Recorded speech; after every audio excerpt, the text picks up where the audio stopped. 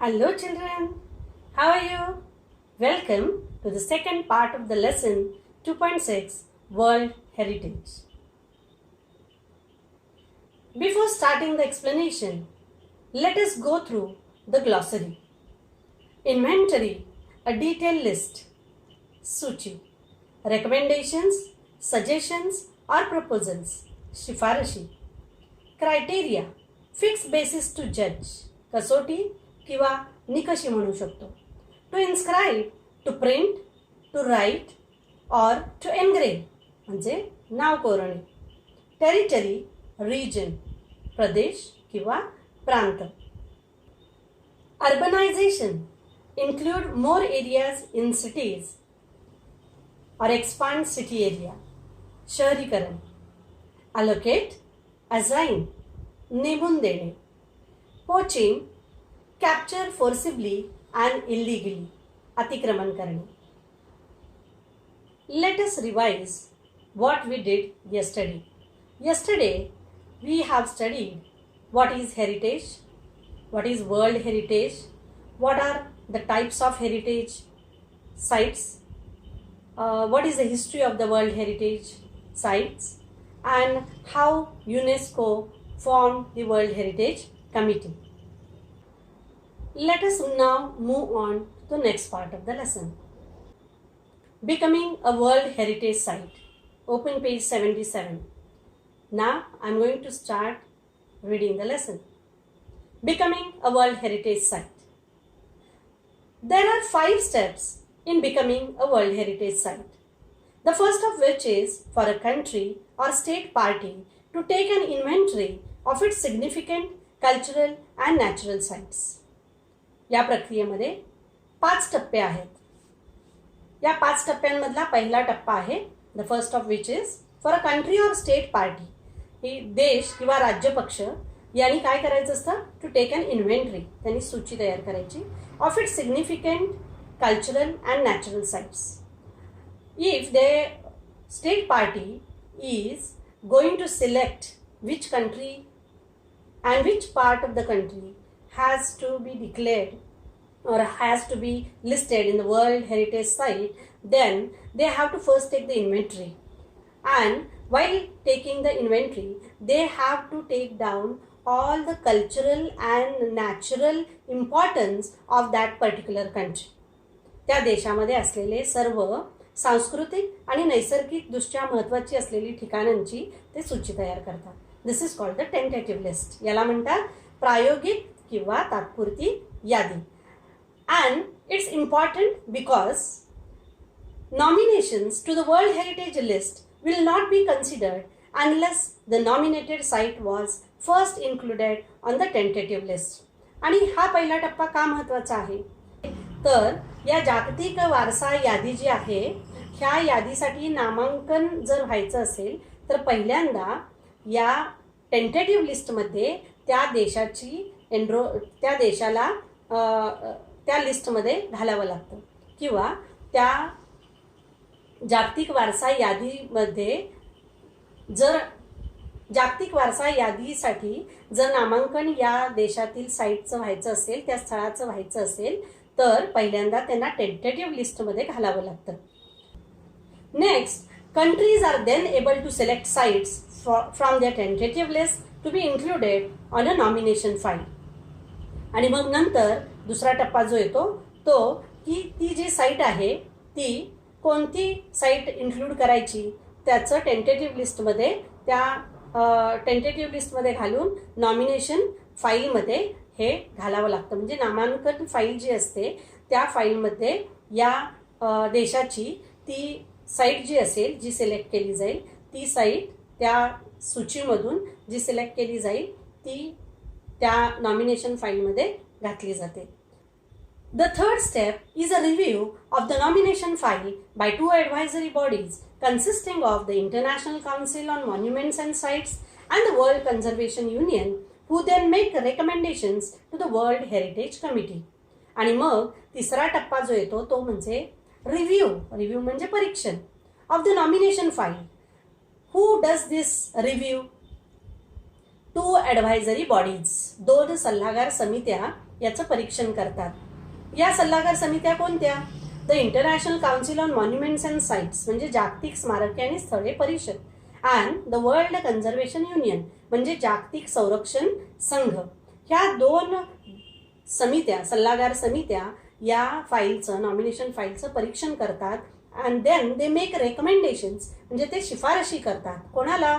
To the world Heritage Committee म्हणजे जागतिक वारसा समितीकडे शिफारशी करतात. The World Heritage Committee meets once a year to review these recommendations and decide which sites will be added to the World Heritage List. So this World Heritage Committee, how many times they meet? Once a year. फक्त वर्षातून एकदा.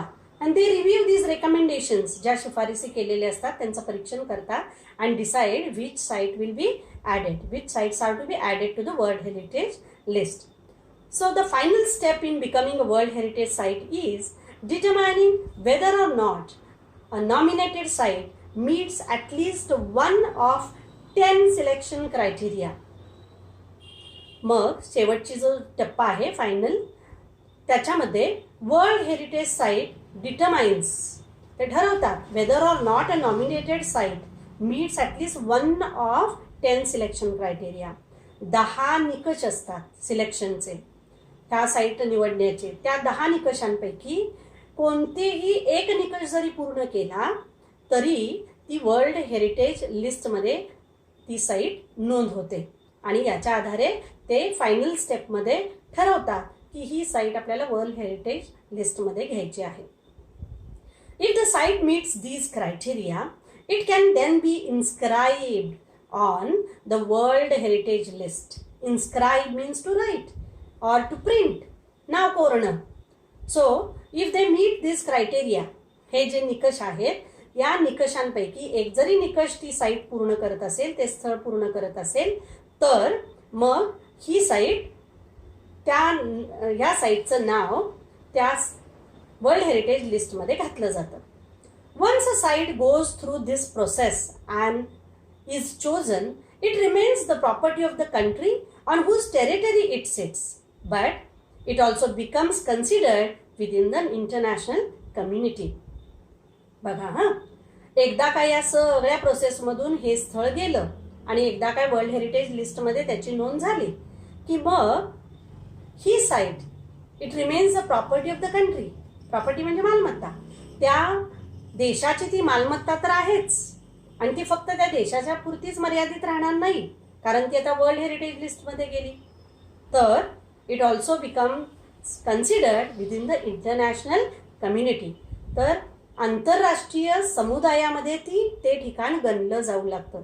त्यामुळं आंतरराष्ट्रीय समुदायाचा सुद्धा हक्क आता world heritage लिस्टमध्येच आल्यामुळं जगाचा सुद्धा हक्क त्याच्यावरती राहतो. Now let us go through this flow chart. How can any country become a world heritage site? याचे टप्पे आहेत, जसे आता आपण बघितले 5 टप्पे, 5 steps. So first step is take an inventory or prepare a tentative list. Second one is inclusion in the nomination file. That means the World Heritage Site, the name is included in the nomination file. Third one, review of file and recommendations. So they have to review the file and then make recommendations to the World Heritage Committee. Fourth, decision in the meeting. So they once meet in a year, they take a meeting, they discuss all the points, they review all the recommendations and then they take the decision. निर्णय घेतात शेवटी की ही site include करायची की नाही. And last one, fifth one, final step, inscribe after meeting the criteria. So the name is inscribed, it is printed after meeting at least 1 criteria out of 10 criteria. 10 पैकी कोणताही एक निकष पूर्ण केला की त्याचं नाव त्या लिस्टमध्ये येतं. Types of world heritage sites. As of 2009, there are 890 World Heritage Sites that are located in 148 countries. बघा, 2009 पर्यंत आता हा आपल्याला जो धडा आलेला आहे त्यावेळेस जो डेटा त्यांनी घेतला असेल त्यावेळेचा साल होतं 2009 2009 सालापर्यंत 890 world heritage sites were recorded in the world heritage list. ही जी जागतिक वारसा यादी आहे त्याच्यामध्ये 890 साइट्स स्थळं रेकॉर्ड केली गेलेली आहेत. That are located in 148 countries. आणि ह्या कुठल्या कुठल्या देशातल्या किती देशातून ही स्थळं निवडली गेलेली आहेत तर 148 देश आहेत यामध्ये. 689 of these sites are cultural. यातली सांस्कृतिक स्थळं किती आहेत? 689, 689. and include places like the Sydney Opera House in Australia and the Historic Center of Vienna in Austria. आता या सांस्कृतिकमध्ये 2 महत्त्वाची ठिकाणं त्यांनी इथं नमूद केलेली आहेत. एक म्हणजे सिडनी ओपेरा हाऊस ऑस्ट्रेलियामधलं आणि historic centre of Venna in Austria. Austria देशामध्ये वेन्ना या ठिकाणी हिस्टॉरिक सेंटर आहे, त्याचा सांस्कृतिकमध्ये उल्लेख केलेला आहे. 176 आर नॅचरल. आता नैसर्गिक साइट्स किती आहेत यातल्या? 176. And feature such locations as the USS Yellowstone and grand canyon national parks. 176 मध्ये त्यांनी 2 नावं इथं दिलेली आहेत. ती म्हणजे USS United states Yellowstone. Yellowstone नावाचं ठिकाण आहे US मध्ये म्हणजे अमेरिकेमध्ये. And grand canyon national parks हे सुद्धा नॅशनल पार्क अमेरिकेमध्ये आहे. याचा नैसर्गिक स्थळांमध्ये समावेश आहे. 25 of the world heritage sites are considered mixed. That is natural and cultural mixed. सांस्कृतिक आणि नैसर्गिक अशी सुद्धा काही सांस्कृतिक आणि नैसर्गिक महत्त्व असणारी सुद्धा स्थळं आहेत. ती किती आहेत? 25. Peru's Machu Picchu is one of these. याच्यामध्ये उल्लेख केला आहे तो म्हणजे पेरू देशातला Machu Picchu. Italy has the highest number of world heritage sites with 44. See how many sites. Italy has 44 sites from their country on world heritage list. India has 36. भारताचे 36 sites आहेत world heritage लिस्टमध्ये.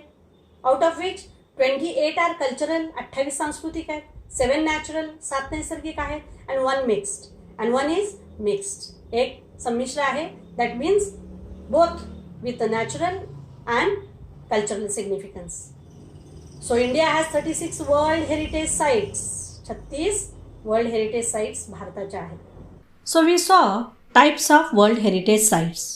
Very few names are mentioned here in the lesson. But let us take some more information about these World Heritage Sites. First one is Sydney Opera House.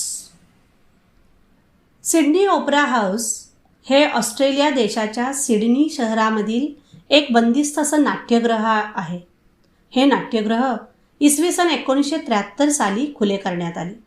Sydney opera हाऊसमध्ये नृत्य, नाटके, opera, संगीत अशा अनेक प्रकारचे कार्यक्रम होतात. वर्षामध्ये सरासरी 1500 कार्यक्रम भरवणारे हे ओपेरा हाऊस जगातील सर्वात वर्दळीच्या नाट्यगृहांपैकी एक आहे. सिडनीच्या पोर्ट जॅक्सन ह्या प्रशांत महासागरावरील नैसर्गिक बंदराजवळ स्थित असलेले ओपेरा हाऊस हे सिडनीमधील सर्वात मोठे पर्यटक आकर्षण आहे. युनेस्कोने 2007 साली सिडनी ओपेरा हाऊसला जागतिक वारसा स्थान बनवलेले आहे. दुसरं चित्र आहे Vienna museum building. Vienna museum हा व्हिएन्नामधील संग्रहालयांचा एक गट आहे जो शहरातील इतिहासातील वास्तू संग्रहालयांचा समावेश आहे,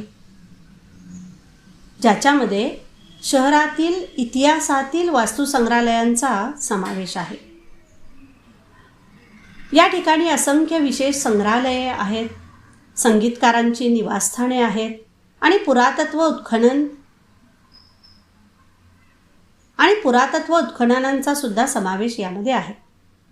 व्हिएन्ना संग्रहालयात विविध कलांवर आधारित विशेष प्रदर्शने आयोजित केली जातात.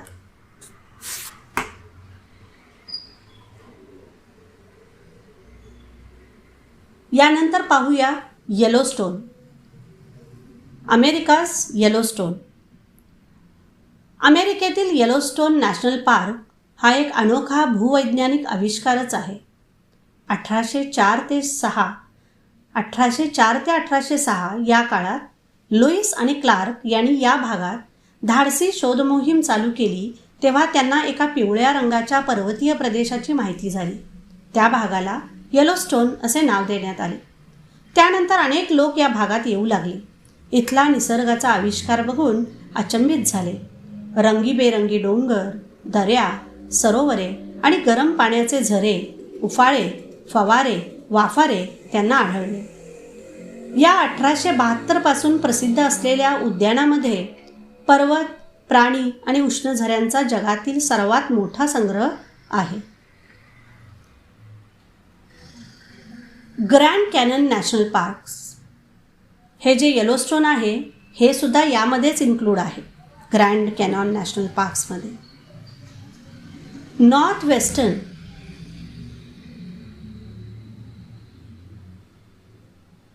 वेस्टर्न म्हणजेच वायव्य अरिझोना येथे स्थित ग्रँड कॅनियन नॅशनल पार्क हे अमेरिकेतील 15वे स्थान आहे ज्याला राष्ट्रीय उद्यान म्हणून घोषित केलेलं आहे.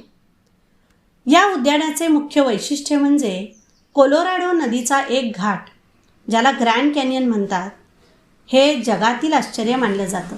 कारण 12,17,262 एकर जागेत हे उद्यान पसरलेलं आहे. या ठिकाणी या उद्यानास 2017मध्ये 6 दशलक्षाहून अधिक मनोरंजक पर्यटकांनी भेट दिली. या उद्यानाने 2 फेब्रुवारी 2019 रोजी आपला 100वा वर्धापन दिन साजरा केला. तर असं हे जगातील सर्वात मोठं व प्रेक्षणीय असं कॅनन त्याला आपण घळई सुद्धा म्हणतो, हे फार प्रसिद्ध असं उद्यान आहे. हे तयार झालं कसं तर कोलोरॅडो नदीच्या लाखो वर्षातील झीज होण्याच्या क्रियेनं कोलोरॅडो पठार खोदले वा कापले जाऊन कोलोरॅडो नदीच्या पात्रात ही कॅनन तयार झालेली आहे. हिच्या उत्तर टोकाशी टॉवर फॉल्स हा धबधबा असून त्याची उंची सुमारे 40 मीटर आहे. ग्रँड कॅनियनची लांबी 446 किलोमीटर असून सरासरी त्याची खोली 1.6 किलोमीटर आहे. ग्रँड कॅनियनमध्ये सुद्धा खडकांचे विविध रंगाचे व छटांचे थर आहेत आणि हे रंग व छटा त्यांचे उठाव दिवसभरात बदलताना दिसतात. सूर्यास्ताच्या वेळी या कॅननच्या भिंतीतील तांबडी व तपकिरी छटा असणारे खडकांचे थर विशेषतः चमकदार व तेजस्वी दिसत असल्याने ते नजरेत भरतात. त्यामुळे येथील देखावा अपूर्व व थक्क करणारा आहे. ग्रँड कॅननमधील उभ्या तटाच्या पिवळ्या रंगाच्या खडकांवरूनच येथील उद्यानाला येलोस्टोन हे अनुरूप नाव दिलेले आहे. पेरूज माचू पिचू. माचू पिचू हे पेरू देशातील ऐतिहासिक इन्का साम्राज्यातील एक स्थळ आहे. हे पेरूमधील कुस्को शहराच्या 80 किलोमीटर वायव्येला समुद्र सपाटीपासून 8,000 फूट उंचीवर आहे व इन्का साम्राज्याच्या सर्वाधिक महत्त्वाच्या खुणांपैकी एक मानले जाते. तसेच 2007 साली प्रकाशित झालेल्या जगातील 7 नवीन आश्चर्य या यादीमध्ये देखील माचू पिचूचा समावेश केला गेलेला आहे. The World Heritage Committee has divided the world's countries into 5 geographic zones. 5 भौगोलिक प्रदेशांमध्ये याची विभागणी केलेली आहे. कोणत्या? Which include 1. आफ्रिका, पहिला आफ्रिका आहे. 2. अरब स्टेट्स, अरब राष्ट्रे. 3rd one is Asia Pacific including Australia and Oceania. Asia Pacific आहे ज्याच्यामध्ये ऑस्ट्रेलिया आणि ओशिनियाचा समावेश आहे. 4th is Europe and north America, Europe आणि उत्तर अमेरिका. अँड 5th वन शेवटचं 5वं जे आहे Latin America and the Caribbean. Latin America आणि कॅरिबियनचा सुद्धा त्याच्यामध्ये त्या झोनमध्ये समावेश आहे. तर अशा रीतीने हे 5 झोन पडतात किंवा 5 भौगोलिक प्रदेशांमध्ये या वर्ल्ड हेरिटेज साईट्सची विभागणी केलेली आहे. Heritage sites in danger. आता बघूयात आपण की हे जागतिक वारसा स्थळं जी आहेत त्यांना कसा धोका निर्माण झालेला आहे. Like many natural and historic cultural sites around the world, many World Heritage Sites are in danger of destroyed or lost due to war, poaching, natural disasters like earthquakes, uncontrolled urbanization, heavy tourist traffic, and environmental factors like air pollution and acid rain. बघा, इतर नैसर्गिक आणि ऐतिहासिक सांस्कृतिक स्थळं जी असतात पूर्ण जगामध्ये तशी या जागतिक वारसा स्थळांना सुद्धा धोका निर्माण झालेला आहे. They are going to get destroyed, नष्ट होण्याच्या मार्गावर आहेत, or lost due to what are the reasons? War, युद्ध, पोचिंग, अतिक्रमण, नॅचरल डिझास्टर्स, नैसर्गिक आपत्ती. कोणते नॅचरल डिझास्टर्स? लाईक अर्थक्वेक, भूकंप, अनकंट्रोल अर्बनायझेशन, शहरीकरण किंवा अफाट शहरीकरण ज्याच्यावर आपला कंट्रोल राहिला नाही. हेवी टुरिस्ट ट्रॅफिक, पर्यटकांचे लोंढेच्या लोंढे येतात त्यामुळे तिथल्या साईट्स खराब होतात. आणि एन्व्हायरमेंटल फॅक्टर्स, काही पर्यावरणीय सुद्धा घटक आहेत, काही पर्यावरणीय सुद्धा घटक आहेत. त्याच्यामध्ये air pollution and acid rain, हवेचं प्रदूषण आणि आम्ल वर्षा. World heritage sites that are in danger are inscribed on a separate list of World Heritage Sites in danger, which allows the World Heritage Committee to allocate resources from the World Heritage Fund to that site. World Heritage Sites that are in danger म्हणजे धोक्यामध्ये असलेली जी जागतिक वारसा स्थळं आहेत, they are inscribed on a separate list. A separate list is made under the name World Heritage Sites in Danger. धोका निर्माण झालेल्या जागतिक वारसा स्थळ अशी लिस्टला त्या नाव आहे. आणि त्या अंतर्गत ही नावं ज्या वारसा स्थळांना, जागतिक वारसा स्थळांना धोका निर्माण झालेला आहे त्यांची नावं या लिस्टवरती घातली जातात. आणि मग काय होतं पुढे?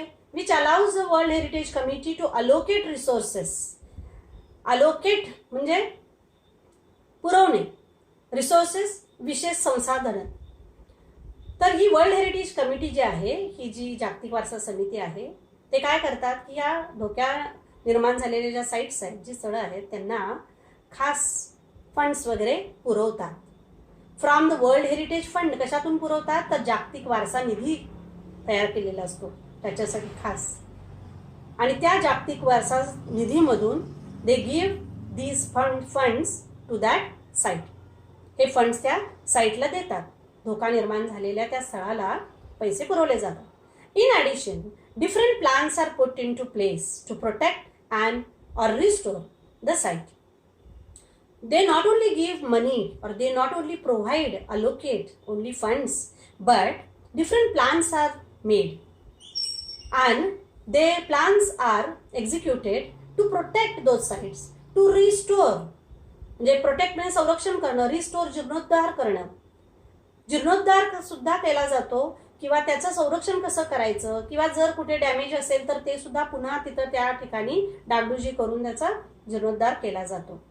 आणि अशा रीतीने त्या स्थळाकडे पूर्णपणे लक्ष वर्ल्ड हेरिटेज कमिटी पुरवत असते. If however a site loses the characteristics which allowed for it to be originally included on the world heritage List, the world Heritage Committee can choose to delete the site from the list. बघा, ज्या वेळेस एखादं स्थळ, any site loses its characteristics, ज्या वैशिष्ट्यांमुळं त्या स्थळाला त्या वर्ल्ड हेरिटेज लिस्टमध्ये घातलेलं आहे ते वैशिष्ट्यच जर राहिलं नाही, which allowed for it to be originally included in the world heritage List, जागतिक वारसा यादीमध्ये ज्या वैशिष्ट्यामुळं त्या स्थळाचं नाव घातलं गेलेलं आहे तेच जर वैशिष्ट्य त्याचं राहिलं नाही, then what happens? The world Heritage Committee can choose to delete the site from the list. तर ते नाव डिलीट करू शकतात. ते नाव त्या जागतिक वारसा यादीतून काढून टाकू शकतात. To learn more about World Heritage Sites, visit the World Heritage Center's website at whc.unesco.org. जर तुम्हाला या जागतिक स्थळांची अधिक माहिती घ्यायची असेल तर you are always you know that there is internet. You can go with the help of internet. You can browse the sites, different websites, and we have World Heritage Center's website for you. whc.unesco.org. तर या वेबसाईटला तुम्ही भेट द्या आणि या वेबसाईटवरती तुम्ही भरपूर आणखीन स्थळांची माहिती पाहू शकता की जगामध्ये कोणकोणती स्थळं, किमान भारतामधली जी स्थळं आहेत 36 ते ती तरी स्थळं कुठे कुठे आहेत याची तरी माहिती तुम्ही नक्कीच घेऊ शकता एक भारतीय म्हणून. So children, you will come to know how important these World Heritage Sites are, and it is our duty to protect these World Heritage Sites. So all of you understood, children? Now what you have to do is you have to read the whole lesson, learn the words, new words, learn the meanings, the spelling of the words, and also complete English workshop. Thank you.